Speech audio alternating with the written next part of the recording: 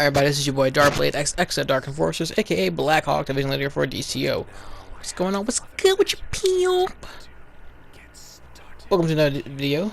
This is another DCUO Feats video. This time we're doing, as you can see the title of the video, Uncorrupted. It takes place in Blackest Day, which is a Tier 7 raid. Part of the War of the Light Part 3 series. Or DLC, whatever you want to call it. Anywho, actually it's part of the, well, let's not get into it. Anyway, you know it's part of War of the Light Part 3, but it has a different name. This is called Blackest Day. Anyway, to get Uncorrupted, you must defeat Black Hand without anybody in your team getting corruption energy on them.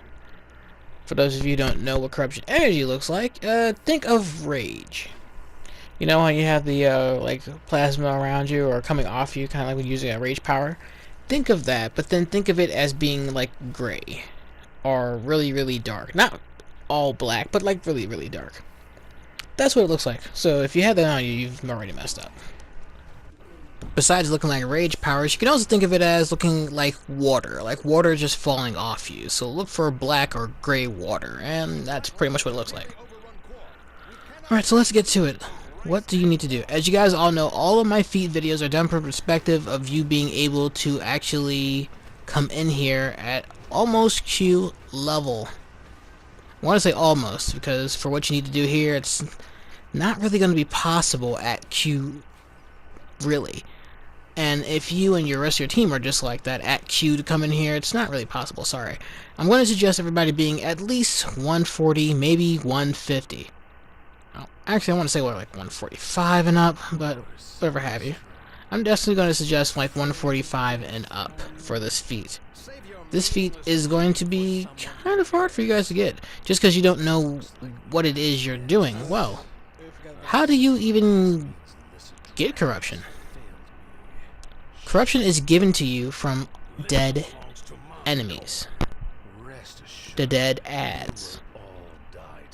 Anytime you kill an ad and stay within that area, right next to them or over them, you gain corruption. So you need to kill enemies from a distance if you decide to kill anything.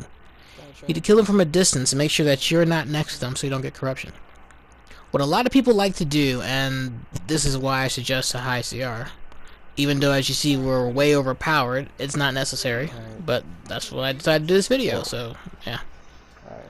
Anyway, what you need to do is, I suggest having, and take what you will from this, make it your own. I'm going to suggest having 2 tanks. I think that's a must for this feat, actually. I think that's quite a must for this feat. At least 2 tanks, at least. Notice I said at least, so 2 tanks, yeah, definitely needed. Anyway. Maybe 2 healers, maybe that depends on you. I like 2 healers, especially at that low of a CR. I like 2 healers. 1 troll is all you need. You only need the 1 troll. 1 troll is great. 1 troll is good. Everybody else needs to be DPS. Now there's 2 ways of doing this. Since this is a low CR group, I'm going to tell you a way how to do this, but it may not be possible, and that depends on your healer and your tank. Right, there's going to be a healer for the group, and there's going to be a healer for just the tank. Alright, when you get inside this area, you want to have 1 tank on one side and 1 tank on the other side. Now, wherever you guys decide to do this at, it doesn't really matter. Like, trust me, it doesn't really matter. However, you're going to separate all the ads from the boss. 1 tank on the boss, another tank on the ads. So if the boss is on one side of the room, all the ads need to be on the exact opposite side of that room. That's how you're going to do this feat. Now this feat right here really depends on your tank. At least for this method. I'm going to tell you a different method, but it's going to be, it might be a little bit harder. But I'm going to tell you 2 methods of doing this. Now, as I said with the first method, separate the ads. Doesn't really matter where you decide to separate them at, but separate the ads. Okay, so 1 tank has the boss, 1 tank has the ads. Knowing that when you kill an ad, aura comes out of them that can corrupt you, you need to make sure that nobody, including the tank, is on any dead ads. So one way of doing this is having your tank all the ads to a side of the room, and having another tank the boss to the other side of the room.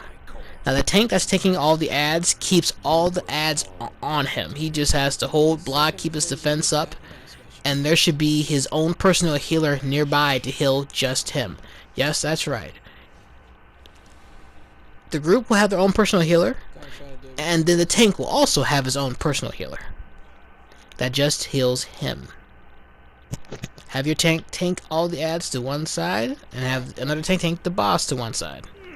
Now, while the tank is taking all the ads to him, no one attacks an ad at all. No one attacks the ads. Focus all your attack damage on the boss, getting him down, getting rid of him. Now, as you attack him more and more and more, your damage is just not going to be that fast, let's face it. You're not that high of a CR. Your damage is just not going to be that fast, which means he's going to get to a point where he's floating in the air, you can't attack him, and even more ads are going to come into the room. What you need to do at that point is have the same tank gather up those ads next to him. Now this is where you forget about the boss and all those ads that are over there. If you have a really good troll, your troll should be able to stun those ads so that they can't move, and then the group just focuses on getting rid of those ads. If all you can do is just take out half of them, that'd be good. So have the tank pull all the ads to him, have the troll stun those ads, then wait for the tank to get out of there, because she doesn't want to get that corruption. Once the tank is out of there, focus all your attacks, maybe drop some orbitals. Yes, orbitals. They work for every roll. An orbital is not based on stats or on your roll. It's based on CR. And every orbital, no matter what roll it is, does the same amount of damage. Well, depending on your CR, of course. So, a DPS and a healer at the same CR, the orbital is going to do the same damage. That being said, call out your orbitals. Don't all drop them at the same time. That's not going to do anything. Remember, the game has changed.